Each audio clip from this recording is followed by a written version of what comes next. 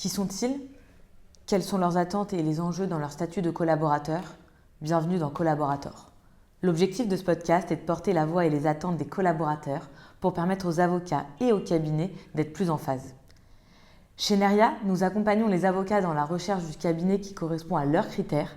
Parce que chaque avocat est unique et que chaque expérience en cabinet l'est tout autant, si vous êtes à la recherche d'une nouvelle collaboration, prenez rendez-vous avec nous, on sera ravis de pouvoir échanger avec vous. Le lien se trouve dans la description de ce podcast. Bonne écoute! Aujourd'hui, j'ai le plaisir de recevoir Orlando Vignoli Neto. Formé et admis au barreau du Brésil, il a exercé pendant 2 années en tant qu'avocat dans son pays d'origine avant de poser ses valises en France pour y poursuivre sa carrière. Polyglotte, il maîtrise 5 langues, ce qui lui a permis d'évoluer avec aisance dans un environnement juridique international. D'abord in-house counsel en France, il a ensuite intégré le cabinet Valter en M&A, où il y est resté 3 ans avant de rejoindre Charles Russell, où il exerce depuis maintenant 3 années et a récemment été promu Off Counsel. Nous avons pu discuter ensemble de son parcours, de son installation en France, de ses choix de carrière, mais également de son regard sur le recrutement, la collaboration et le management au sein des cabinets d'avocats. On est également revenu sur sa nouvelle position de counsel, mais je ne reviens pas plus sur ce sujet que nous traiterons dans le détail. Nous aborderons également des sujets essentiels pour les jeunes avocats collaborateurs. Comment bien choisir son cabinet? Quelles sont les attentes en matière de management? Comment concilier aspiration professionnelle et qualité de vie? Bienvenue dans cet épisode qui, je l'espère, vous offrira les clés pour mieux comprendre les réalités du métier, vous aider à construire votre propre parcours en tant qu'avocat. Bonne écoute! Bonjour Orlando, merci beaucoup d'avoir accepté l'invitation dans le podcast. Première question, pourquoi déjà est-ce que tu as voulu devenir avocat? Excellente question. En réalité, j'ai fait une formation de droit. C'était pas pour devenir avocat. En réalité, je voulais faire de la politique. En vrai, donc, moi, j'ai fait ma formation au Brésil initialement. Et au Brésil, on a une école qui est similaire à l'ENA, un sort d'équivalent qui a été créé, inspiré de l'ENA française. J'avais été approuvé, sauf que c'est régional. Au Brésil, c'est divisé en États. Chacun des États a une autonomie. Donc c'était une sorte d'ENA régionale. J'avais été pris à cet équivalent de l'ENA et à l'école de droit. En réalité, c'est ma famille qui m'a convaincu de faire du droit plutôt que l'équivalent de l'ENA là-bas, parce que je pourrais avoir une formation un peu plus large et avoir le choix par la suite, soit vraiment de suivre cette carrière, on va dire, dans la politique, mais pas dans la politique, quand je dis politique, pas forcément dans la politique classique de me candidater, mais plutôt travailler dans l'État ou au Parlement pour des hommes politiques, des femmes politiques. C'était pas forcément moi me présenter, donc c'est là où pendant l'université où j'ai changé d'avis, de carrière, au moment où j'ai fait un échange en France justement à la fin de mes études, et c'est là où j'ai vu que je voulais en fait mettre en pratique mes compétences en langue surtout, et cette perspective internationale, et c'est là où le tournant arrive et que je décide plutôt de me lancer dans la carrière d'avocat. Ok, parce que tu as l'impression que justement cette carrière d'avocat, elle peut être beaucoup plus tournée sur l'international, intégrer les langues, intégrer tous ces sujets d'extranéité, là où la politique, comme tu l'entendais, c'était pas le cas. Oui, sauf à être diplomate, ou faire une carrière vraiment dans la diplomatie. C'est vrai que c'est assez limité quand on fait un concours public ou quand on est dans la politique, effectivement, d'avoir cette ouverture à l'international. Et donc, pour expliquer un tout petit peu mon parcours, j'ai fini mes études de droit au Brésil en 2015, à la fin de 2015, et début 2015, j'ai fait un échange en Erasmus, en sorte d'Erasmus, à l'université de Rennes. Je me souviens qu'à l'époque, je voulais venir à Paris, mais ils avaient arrêté temporairement le partenariat avec la Sorbonne, avec mon université à l'époque. Donc, j'ai choisi de venir à Rennes. J'avais le choix entre Lille et Rennes. J'ai choisi Rennes finalement, parce que je trouvais que c'était un peu plus sympathique de faire un peu la Bretagne. Et l'université était mieux classée à l'époque, en tout cas, dans les classements. Donc j'ai choisi de faire mon échange à Rennes, début 2015, donc juste avant la fin de mes études. Et c'est vraiment là où c'était un bouleversement de ma vie, de ma carrière, où j'ai choisi vraiment d'abandonner un peu cette perspective de faire de la politique ou de travailler pour l'État, en tout cas, brésilien, et de devenir avocat. Et c'est là où j'ai commencé, que j'ai fait d'ailleurs pour la première fois en 2015 un stage en cabinet d'avocat, où j'étais pris par ailleurs juste après à la fin de mes études. Et depuis 2016, donc je suis avocat au Brésil, au barreau du Brésil pour le coup. C'est ça, tu retournes en fait, tu fais juste un échange en France, tu retournes au Brésil, tu exerces en tant qu'avocat au Brésil. Comment tu te retrouves en France? Qu'est-ce qui, voilà, est-ce qu'il y a quelque chose qui t'a attiré justement en voyant les cabinets français? Est-ce que tu as des similitudes aussi que tu as voulu retrouver? J'en ai parlé déjà à ce micro avec Paulina dans le dernier épisode, qui elle venait du Chili, nous disait qu'il y avait pas mal de similitudes aussi. Toi, qu'est-ce qui s'est passé? Alors, c'est assez personnel. Quand j'ai fait l'échange, je suis tombé amoureux de la ville de Rennes, du pays, de la France et de la manière de vivre ici en France. Je voulais pas rentrer au Brésil. En réalité, j'ai même hésité à rester en France directement, enfin de rester. Mais j'avais pas trop le choix parce que j'avais une bourse et j'étais obligé de rentrer au Brésil pour poursuivre enfin poursuivre les études et finir les études de droit au Brésil. Donc j'avais cette contrainte-là aussi, sinon je devais rembourser ma bourse. Et aussi, c'était pas, en fait, stratégiquement, c'était pas un bon choix parce que il me manquait que 6 mois, 1 an max pour finir les études de droit. Par la suite, au Brésil, on n'a pas d'école d'avocat. Donc en réalité, on passe l'examen et on peut exercer par la suite sans avoir à faire une école. Et donc j'étais tellement proche de devenir avocat et d'avoir le barreau au Brésil. Et je me suis renseigné quand j'étais ici aussi, j'ai appris qu'il y avait l'équivalence de l'article 100. Donc je me suis dit que c'était, en termes de stratégie, c'était une meilleure option de rentrer, passer le barreau au Brésil et pour la suite rentrer en France. Et après, donc je suis rentré au Brésil déjà avec cette perspective de rentrer en France et de passer l'article 100. Donc quand j'étais quand j'étais pris dans ce cabinet d'avocat où j'ai fait mon stage final, on va dire, enfin en tout cas le dernier stage avant la fin de mes études au Brésil, j'avais déjà en tête que je voulais rentrer en France et que je voulais passer le barreau en France. Et donc j'ai exercé uniquement entre guillemets, enfin dans ce cabinet d'avocat, j'ai exercé uniquement pendant 2 ans, ce qui est beaucoup finalement, mais sachant que je voulais rentrer depuis toujours. Mais pour des contraintes familiales personnelles, j'ai pas pu venir avant.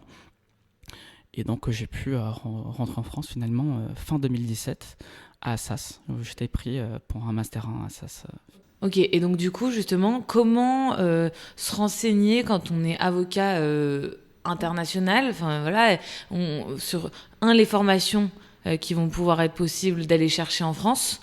2, pourquoi est-ce que tu as fait une formation en France alors que tu avais déjà fini tes études? Tu aurais pu directement te dire je passe l'article 100. Et après, on ira aussi sur le sujet de comment on cherche un cabinet, parce qu'en réalité, à part les classements, parfois c'est un peu compliqué, encore plus quand on n'a pas le réseau français. Alors, donc, en termes de choix de comment s'orienter, je trouve que c'est assez facile parce que il y a un organisme qui s'appelle Campus France, qui existe, qui est un organisme français et qui existe un peu partout dans les pays étrangers, et qui nous donne un support. Et en fait, même les candidatures, a priori, pas pour toutes les universités, pour Assas c'est différent, pour Assas le process c'est indirectement avec l'université, mais avec la grosse majorité des universités françaises, en fait, on est obligé de passer par cette entité, Campus France, pour postuler à une université. Donc déjà, il nous donne beaucoup de support pour faire les études en France. Donc pour répondre à la deuxième question, pourquoi faire des études, continuer, poursuivre les études et pas plutôt passer l'article 100 et devenir avocat directement? C'est une excellente question aussi. Alors, au Brésil, c'est un peu différent, le système universitaire par rapport à la France. Nous avons un bac plus 5, quoi qu'il arrive. Donc en fait, ce n'est pas possible de faire juste une licence. On est obligé de faire un bac plus 5 et donc licence master, l'équivalent pour vous de licence master, tout de suite, pour exercer en droit. Donc ça, c'est obligatoire. Si on veut par la suite faire un doctorat, on est obligé de faire un master recherche. de 2 ans. Et ensuite un doctorat qui dure minimum 4-5 ans. Donc c'est un parcours assez long. Moi, l'envie était là de revenir en France, de passer l'article 100, mais je n'étais pas certain non plus que ça allait fonctionner, que ça allait matcher, on va dire, l'exercice du métier en France. C'était un inconnu pour moi jusqu'à ce moment-là. Donc je me suis dit, et déjà aussi, même pour l'article 100, le programme il est assez étendu en réalité. Donc on a tout le programme de droit des obligations, en fonction de la matière qu'on choisit, tout le droit des sociétés, tout le droit commercial, toute la procédure civile, la procédure administrative, la procédure pénale. Donc en fait, c'est un programme qui est extrêmement large et travailler soi-même, c'est très compliqué. À l'époque où je l'ai passé, il n'y avait pas beaucoup de prépas qui proposaient des préparations pour l'article 100. Aujourd'hui, il y en a plusieurs, si je ne me trompe pas. À l'époque, il y en avait une seule et ça coûtait aux alentours de 9 000 euros. Donc en fait, c'était juste pas possible pour moi. Donc je me suis dit, à la fois, le master, il pourra me préparer à l'article 100. Et si tout se passe mal, au pire, j'aurai un master et je pourrai rentrer au Brésil, à passer une équivalence. Et ce qui est aussi différent du système dans la pratique brésilienne par rapport à la France, c'est que la formation universitaire, donc le master recherche et le doctorat au Brésil, il est assez prisé et il est bien vu, très bien vu par les cabinets d'avocats. Donc, ce qui est un peu différent en France. Au Brésil, c'est très bien vu d'avoir une formation universitaire au-delà de la pratique. Donc, je me suis dit que que j'allais voir en fait comment ça se passait, comment ça se déroulait. Et donc, en fait, jusqu'à la dernière minute, pour répondre à ta troisième question, jusqu'à la dernière minute, j'étais pas sûr. Et même, j'ai fini, donc je fais un Master 1, Master 2, donc j'ai fini en 2019 finalement, donc en juin 2019, aux alentours de juin 2019, que j'ai fini ma formation. Je fais le Master 2 également à Assas, Master droit des affaires. Et jusqu'à la dernière minute, on va dire, j'étais pas certain si je voulais finalement rester en France ou rentrer au Brésil. J'avais toujours le doute. Et je me suis décidé un peu à la dernière minute. Je me suis pris un peu à la dernière minute. Donc j'ai pas cherché une collaboration tout de suite. J'ai cherché un stage. En fait, donc j'ai rétro-pédalé. Donc j'ai laissé la casquette d'avocat. À ce moment, j'étais en plus, je travaille en entreprise en parallèle, on va y revenir. Mais j'ai laissé un peu ma casquette d'avocat pour redevenir stagiaire parce que je me suis pris trop tard. Et donc il y avait plus de... c'est normal, il y a plus d'offres de stage que d'offres de collaboration et je voulais pas non plus m'engager de manière définitive, on va dire, après des serments tout de suite, etc. Donc j'ai fait un stage d'abord dans mon premier cabinet d'avocat en France, Walter, et ça s'est très bien passé. Et c'est à ce moment-là où ils m'ont proposé de rester. Ils ont dit mais pourquoi tu restes pas, ça se passe bien, tu veux pas travailler avec nous. Comment justement dans ce cabinet et puis même dans ta carrière de manière plus générale, tu utilises cette compétence et en fait ton histoire internationale? Est-ce que tu le mets un peu de côté au moment où tu intègres un cabinet comme Walter sur ta matière? Peut-être que justement c'est beaucoup plus intégré. Et au-delà de ça, est-ce que tu vois justement ces similitudes où il y a quand même beaucoup de différences par rapport à l'expérience que tu as pu avoir pendant 2 ans en cabinet brésilien? Alors, il y a plusieurs choses. Déjà, une petite particularité, c'est qu'au Brésil, je ne faisais pas du droit des affaires M&A private equity. Je faisais du droit des affaires, mais plutôt en contentieux. Je n'étais pas en conseil. Donc ça, c'était la première grosse différence. Mais qui me donne toujours une perspective assez pragmatique du métier de conseil. Donc en fait, ça me permet, même si j'ai exercé que 2 ans vraiment contentieux au Brésil, ça me donne une perspective en fait quand on fait du conseil de qu'est-ce qui peut se passer, qu'est-ce qui peut arriver. C'est ça te donne un coup d'avance de réfléchir, de dire mais c'est quoi la sanction, mais quelles sont la possibilité de quelqu'un de se prévaloir en justice d'une nullité quelconque, d'un défaut, d'avoir un peu un recul par rapport à la technique et à l'ingénierie contractuelle qu'on met en œuvre dans le M&A private equity. Donc ça te donne un peu de perspective. Première chose. Et la deuxième chose, c'est que ça te donne un peu plus de maturité de surtout de comment gérer les clients, gérer les affaires, gérer les dossiers. Donc je pense que ça, c'est une chose qui m'a permis de gagner en maturité dans la gestion des dossiers au sein du cabinet. Et la mise en œuvre du côté international, je le sens pas tant dans la pratique du droit, oui, parce que en fait, ça m'a permis d'apprendre plus rapidement, parce que les bases sont les mêmes. Le code civil brésilien, comme beaucoup de codes civils d'Amérique latine, ont été inspirés du code napoléon, même si après il a été amendé par une réforme en 2002, inspirée de la réforme italienne.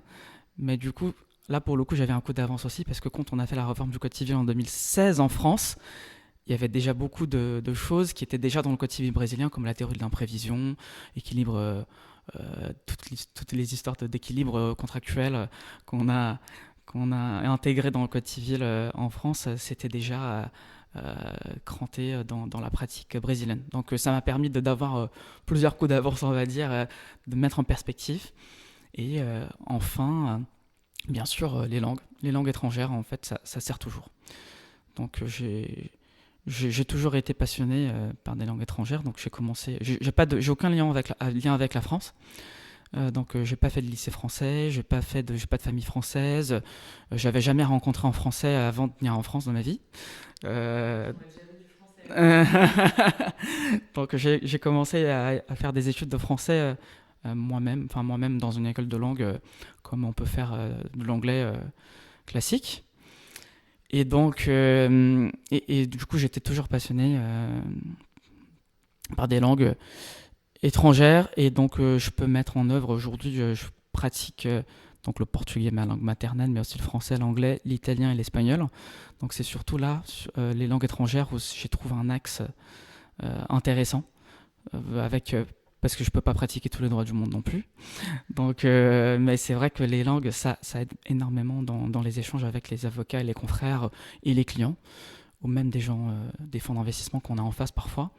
Ça m'est déjà arrivé de réussir à débloquer des situations de négociation en parlant leur langue et en expliquant. J'avais une opération, un deal avec un fonds portugais.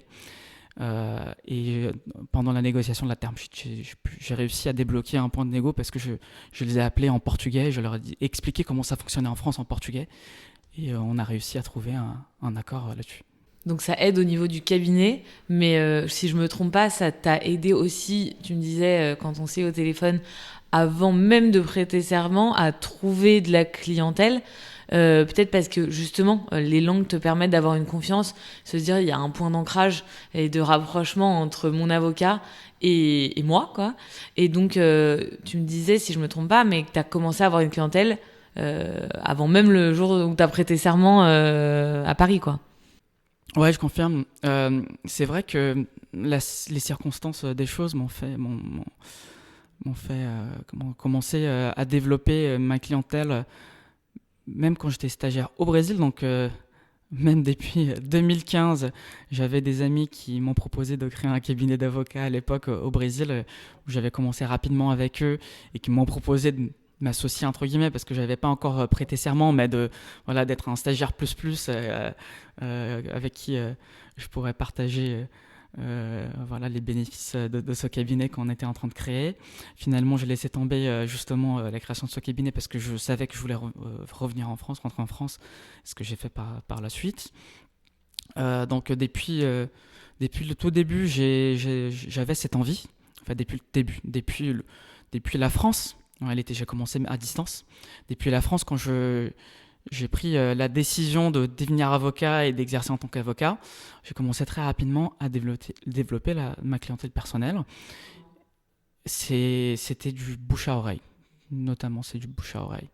Des recommandations, ou sinon, à l'époque, on s'est inscrit sur des sites, je pense que ça existe en France aussi, sur des sites en fait, qui centralisent des avocats. Il y a des particuliers qui cherchent un avocat, ils ont pas trop connaissent pas trop d'avocats dans leur entourage, ils vont sur un site, ils vont chercher carrément avocat, commercialiste. On a des dénominations un peu différentes au Brésil, mais comme ça. Aussi écrire des articles.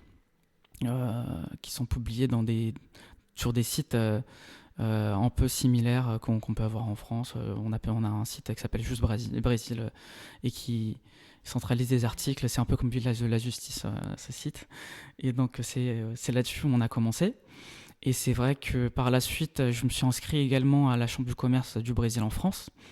Au début, au Brésil, et par la suite, en France, à Paris. Donc, je suis membre de la Chambre de commerce du Brésil en France, à Paris, depuis le 2017, pardon, en arrivant en France.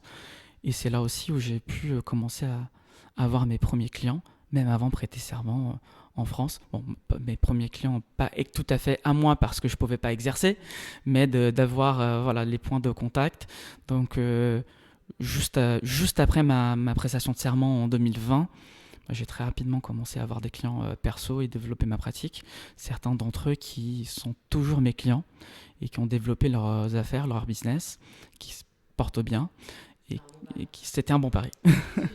Parce que c'est toujours un petit peu le sujet, notamment quand on est collaborateur, on reviendra sur le nouveau statut que tu viens d'avoir de Cancel, mais comment, auprès de ton premier cabinet, là maintenant t'es chez Charles Russell, donc ton deuxième cabinet, tu arrives à jongler entre les clients du cabinet, tes clients perso, le faire comprendre aux associés, mais en même temps il faut comprendre que les associés donnent une rétro et donc qu'il faut allouer du temps au dossier du cabinet. Comment on fait? Comment toi t'as fait? Je ne sais pas si c'est une autre manière de faire, mais ma manière de faire, c'est de beaucoup travailler. De travailler la nuit, de travailler le week-end. Et ouais, pour l'instant, je n'ai pas trouvé une autre manière de le faire que de vraiment beaucoup bosser. Donc j'ai toujours été dans cette perspective depuis que je suis chez Valter. Donc mes clients perso, j'ai toujours... aujourd'hui, j'arrive un peu plus à avoir des calls, à traiter leurs sujets pendant la journée. Mais c'est vrai qu'au début, chez Valter, par exemple, je ne faisais mon perso que le soir, et le week-end, la nuit et le week-end. C'est toujours un peu le cas, mais j'arrive quand même à... Aujourd'hui, j'ai un peu plus d'autonomie, si tu veux, dans l'exécution du travail. Quand j'ai commencé chez Valter, bien évidemment, j'étais en train d'être formé. Et donc, je voulais l'être, et je l'étais, entièrement à disposition de mes collaborateurs, on va dire, plus seniors et de mes associés pendant la journée. Et je voulais l'être parce que je voulais apprendre un maximum et d'en tirer un maximum de cette expérience et du début, et d'apprendre.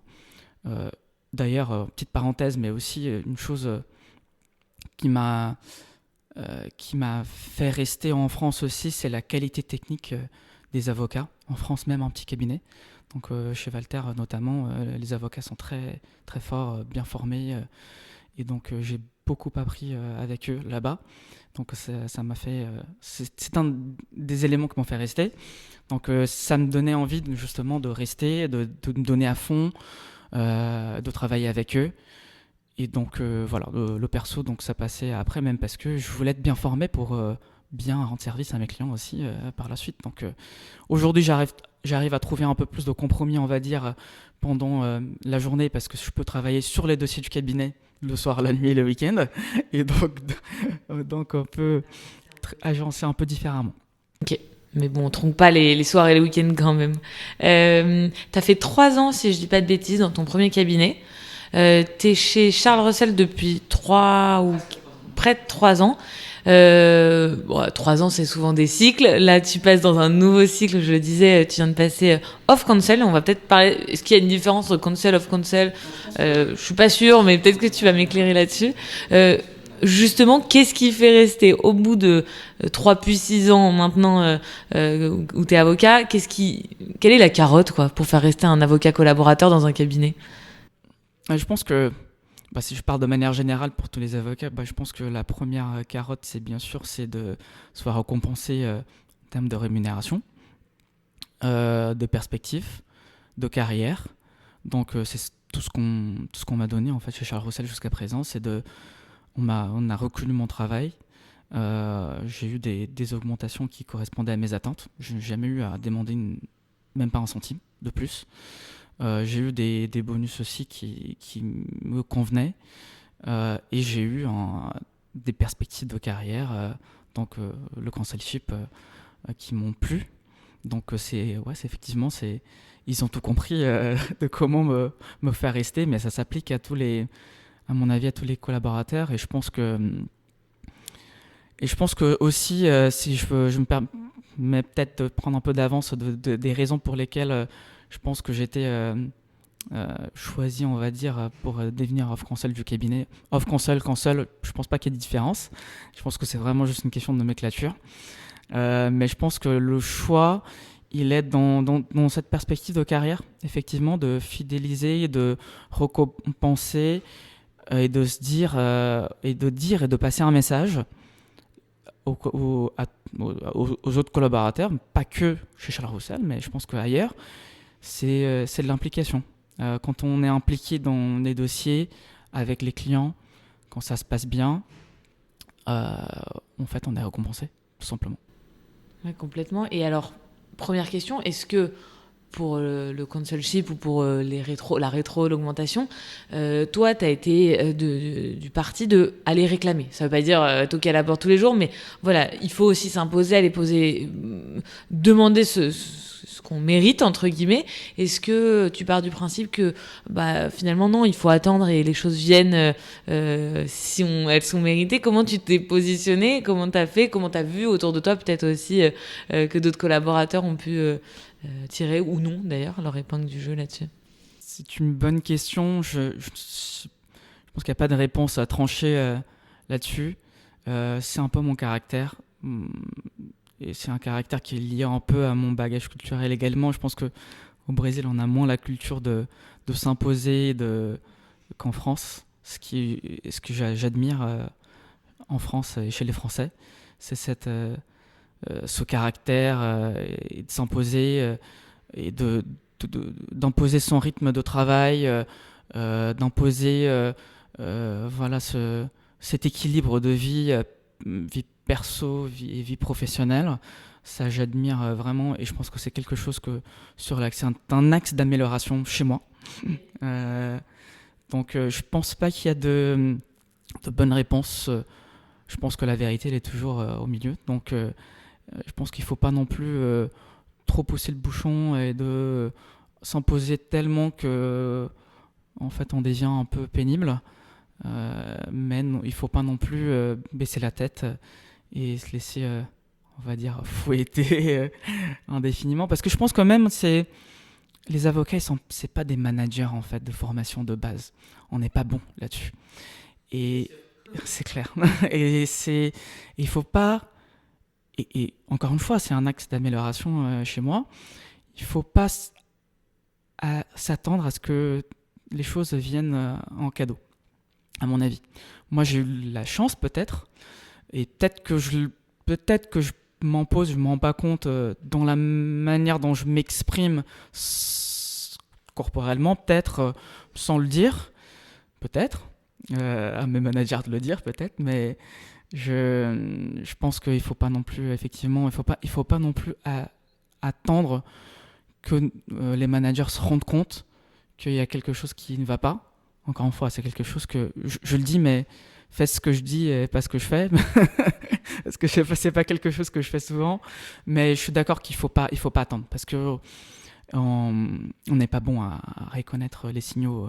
Les avocats de manière générale. Oui, c'est ça, c'est oser en temps voulu quand même ouvrir la porte de l'associé ou en tout cas du senior, enfin la personne qui est décisionnaire, et lui dire coucou, j'aimerais bien qu'on discute de ce sujet, et voilà, peut-être que c'est un temps long, peut-être que ça va être un temps plus court, mais pas attendre que ça vienne comme ça. C'est quoi aujourd'hui être off-counsel chez Charles Russel, au bout de 6 ou 7 ans d'expérience? Quelles sont tes obligations? Quelles sont tes nouvelles missions? Quelles sont les choses qu'on attend de toi? Qu'est-ce que toi t'attends de ton cabinet également en retour? Alors, bon, c'est récent, donc le retour d'expérience, ça va venir progressivement, je pense.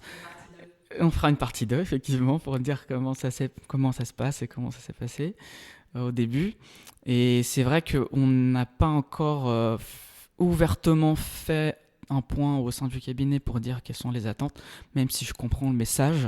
Et je pense que c'est ça aussi l'idée Et d'être un bon avocat aussi, finalement, c'est de comprendre en fait quel est le message derrière cela. Et comme je disais, je pense que le premier message, c'est l'implication. Donc déjà, c'est la récompense pour une implication que je peux avoir et que je peux avoir actuellement au sein du cabinet. Et donc, je pense que le message aussi, c'est de passer aux équipes cette même énergie, cette même envie de développer la clientèle, de fidéliser la clientèle, de faire du travail d'équipe, de savoir se repartir le travail pour qu'on soit tous bien dans la charge de travail, dans notre quotidien. Je pense que c'est un peu aussi laisser la place aux associés pour développer plus leur propre clientèle et d'apporter plus d'affaires au cabinet. Et en fait, le consulship, c'est un peu l'entre les deux où on t'ouvre la porte pour développer la clientèle, pour entrevoir une association voilà, qui arrive, et en même temps donner une responsabilité managériale. Donc en fait, ce qui n'est pas évident d'ailleurs, parce que développer la clientèle et gérer des équipes, c'est quelque chose qui prend du temps, c'est chronophage, et donc ce qui demande beaucoup de travail. Mais je pense que c'est les deux axes voulus, et de ce que je vois d'ailleurs dans d'autres cabinets d'avocats du consulship, c'est ça, c'est développement et gestion en interne du cabinet. Et sur les deux volets, justement, est-ce que à date on t'a donné, ou est-ce que tu as des idées sur comment faire, et est-ce qu'on te donne les outils? Par exemple, sur le management, est-ce que, justement, si tu manques des aspects, on le disait, les avocats sont pas forcément les meilleurs managers, est-ce que toi, t'es demandeur de formation, ou voilà, est-ce qu'il y a des choses qui sont mises en place ou prévues, ou est-ce que tu as prévu de les demander? Sur le côté développement de la clientèle pour le cabinet, pareil, est-ce qu'il y a des objectifs à atteindre en termes de chiffres? Est-ce qu'il y a des pourcentages d'apport d'affaires au cabinet qui évoluent par rapport à lorsqu'on est uniquement en collaborateur, junior, middle, senior? Est-ce que ces sujets, pareils, sont encore un peu flous parce que c'est le début? Comment on se situe là-dessus? Ouais, c'est une bonne question, mais je pense que tu as compris. Pour l'instant, c'est le début. On n'a pas une feuille de route, on va dire, de ce qui est attendu de moi ou de leur côté. Mais c'est vrai que, en fait, on commence à mettre en œuvre petit à petit. L'annonce, déjà, la consulship, c'était le premier pas qui a été fait il y a 2 semaines à peu près, ou 3 semaines, dans les médias et tout, SF News, etc. La deuxième chose, c'est mon implication avec les associés du cabinet dans les événements.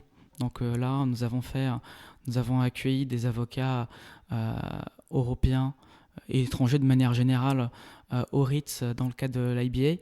Et du coup, un événement qui est réservé aux associés, a priori, aux associés et au conseil du cabinet. Donc j'étais invité, et c'est là où je commence. Enfin, le message, il est là, et j'ai jamais eu vraiment de réunion pour faire le point. Voilà, ce qu'on attend de toi en tant que conseil. Mais tout est là. Enfin, il nous donne les outils pour bien sûr, pour développer le message du développement international. Déjà, il est là.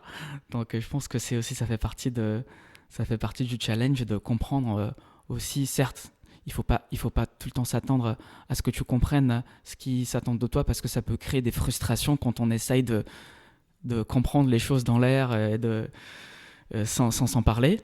Bien évidemment, je dis pas que tout le monde doit faire comme ça, mais c'est vrai que ça se comprend effectivement dans toutes les discussions qu'on peut avoir au quotidien. Moi, j'ai aussi une relation avec mes associés dans laquelle on discute quotidiennement, beaucoup, tous les jours, on déjeune ensemble, donc on fait le point assez régulièrement. Donc on n'a jamais ressenti le besoin pour l'instant de faire vraiment un point consulship. Qu'est-ce qu'on attend de toi, qu'est-ce que tu attends de nous, et comment on va mettre en œuvre. Ça se fait naturellement. Ok, très clair. Je reviens sur un point où chronologiquement il vient bien avant dans ta carrière, mais je pense que ça, peut-être que je me trompe, mais que ça a une implication aussi sur la façon de comprendre le métier d'avocat. Tu le disais, pendant la fin de tes études en France, tu étais in-house dans une entreprise, en fait tu étais juriste. quel est l'intérêt pour toi que tu as vu ou que tu vois aujourd'hui avec quelques années de recul de ce type d'expérience? Est-ce que tu le recommandes à des personnes qui sont ou qui veulent devenir avocats, dans leur carrière, les intérêts ou les inconvénients, s'il y en a, d'avoir ce type d'expérience en amont? Notre bonne question.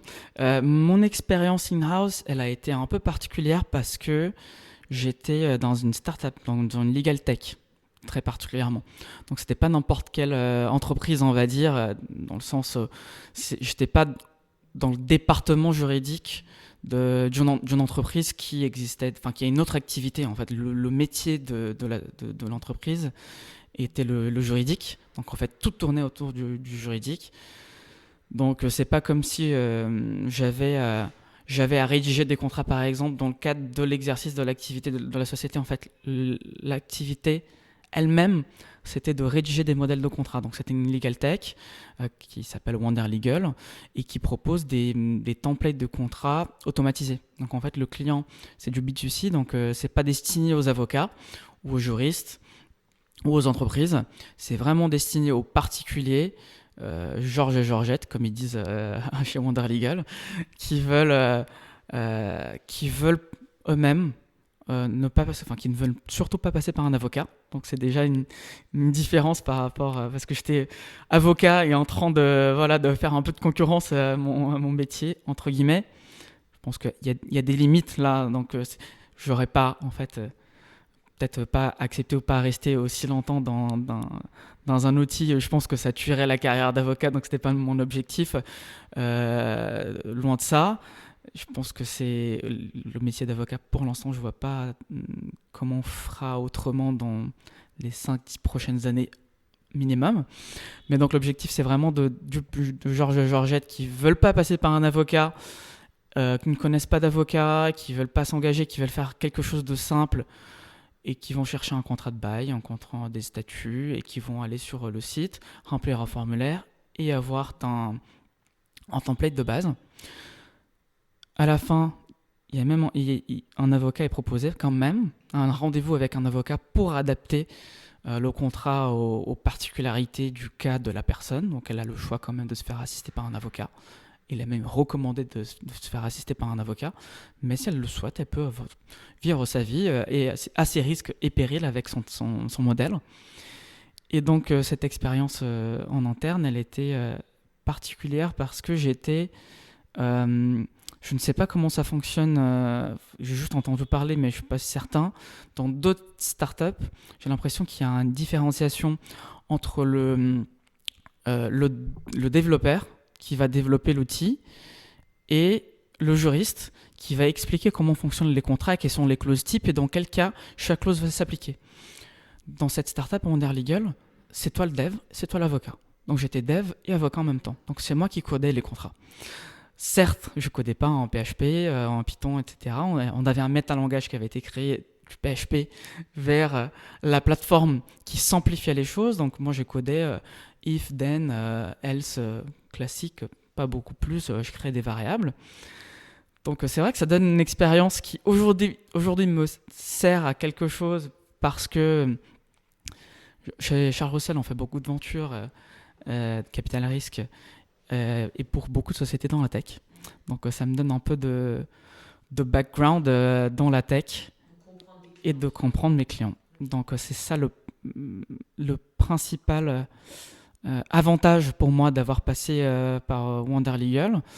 En termes de juriste d'entreprise pure, pour revenir à ta question initiale, pour être franc, je pense que le PPI, il suffit, si tu veux faire ta carrière d'avocat, à mon avis, un PPI 6 mois en entreprise, ça suffit largement pour comprendre et de voir comment les choses se passent.